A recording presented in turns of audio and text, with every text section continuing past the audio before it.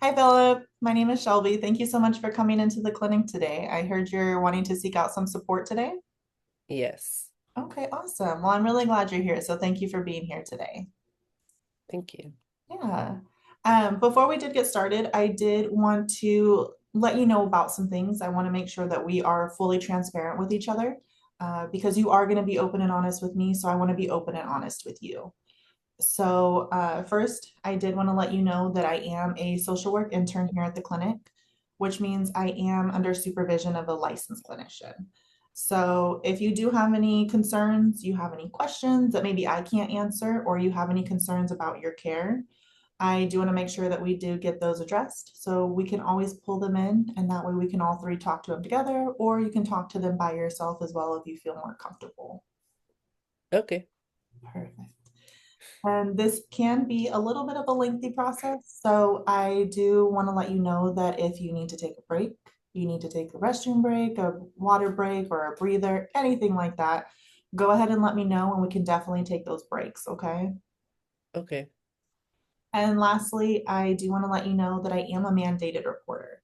So that means that if you are at imminent risk for yourself to harm yourself or anybody else, or there is suspected child abuse or elder abuse, I am required to report those.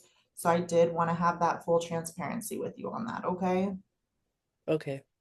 Awesome. Before we did begin, do you have any questions for me or are you feeling okay to get started? I'm ready to start. Okay. So I'm going to open up the floor to you. Why don't you go ahead and tell me a little bit about what's been going on? What brought you in today? Well, what brought me in is that I was at work and they said that I was under the influence. And so they asked me to take some time off and to seek out some services. So I scheduled an appointment here. Okay. Well, I'm really glad that you did take that step into, seeking out that support because I can understand how that could be very frustrating, especially with being accused of something. Yeah, it was a little embarrassing because she did it in front of everybody, but I'm here. Yeah, I'm really sorry that she did that. That is very embarrassing and it sounds very, unprofessional. It should have been behind closed doors. I agree. Yeah. And how long ago did this happen? Last week. Last week? Okay.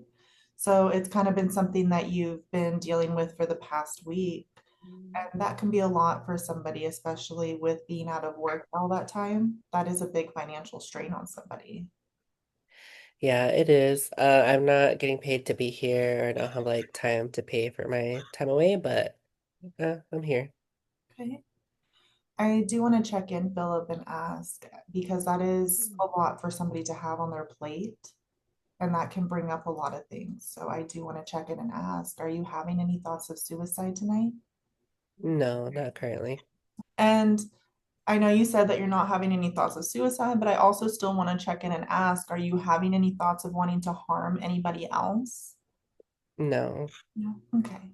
Thank you for letting me know that. I wanted to check in and make sure of your safety and make sure, things are going okay in that area.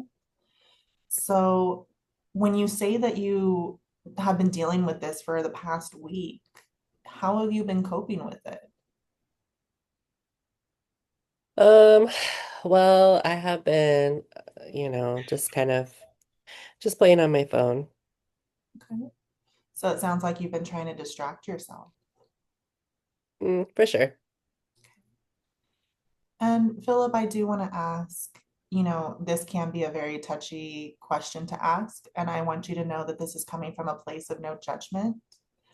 But, have you been engaging in any substance use, whether it is alcohol or any, drugs? I feel like substance use is like making like an assumption, but like I drink here and there, but I wouldn't say it's like a substance use. Okay. So what's here and there? Just like occasionally, like when I'm hanging out with my friends or when I'm at home. Okay. When you are hanging out with your friends or you're at home, how much is it that you are drinking at that time? It just depends. right now, since I'm not working, it just depends whatever I can like whatever people bring over. But when I am working and I had a rough day, I usually just drink like a couple of bottles of wine and I try to course pace myself and drink some water in between, but that's like something everybody does. Okay. So is this the bottles of wine, the drinking, is that something that you do for fun, or is it more so because you're feeling stressed from work, from life stressors? Both. Okay. Thank you for letting me know that. And I think, it is something that people do turn to when they are feeling stressed or they do want to have a good time with their friends or their family. For sure. Yeah. And so when it does come to, how you've been feeling about the situation at work, can you tell me a little bit more about that? What feelings have been coming up? What emotions have been triggered? Probably anger and resentment. Of course, embarrassment because, um, but that's about it. Well, I definitely hear you on that. It is completely normal to feel those feelings when you are in a certain situation like that, especially one where your supervisor did it in front of other people. hmm Is this the first time that something like this has happened? Um, like the questioning about substance use or like her doing that to me in public. Her question you about substance use. Mm, this is the first time that she's like asked me or like said anything, but I've had some coworkers tell me that she was asking them questions about like if I was drinking while at work. Okay. So it sounds like she's been doing some things that maybe you're not comfortable with. For sure. Hmm. Okay. So I know you said that you've been on your phone trying to distract yourself, from what's been going on at work and being out of work. Are there other ways that you've been trying to cope with the situation? No, not necessarily. I mean, I'm making lots of new friends, but Okay. no. Have you ever been in a situation like this before where you have felt this way before? Mm, possibly. Okay. Can you do me a favor and think about that time? Okay. Okay. So when you were experiencing it that time in the past, what helped you then to get through that moment?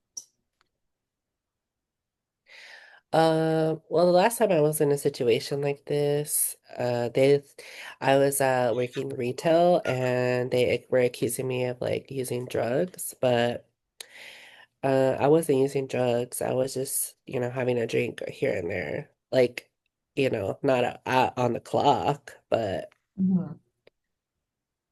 Okay. So Philip, I do want to ask, when you did come in today, I think that was a really big step, first of all. I do want to commend you for that because it takes a lot for someone to talk about, these types of situations. So I do want to say thank you and I do want to give you, those props for that. Thank you. Um, and I do want to ask, are you open to receiving any resources, any additional support while you are here in these services? Sure. Okay, I'm interested. okay. So I know you said that primarily when you do drink, it's with friends or when you are feeling stressed. Is the drinking something you would like to address with some resources for substance use resources?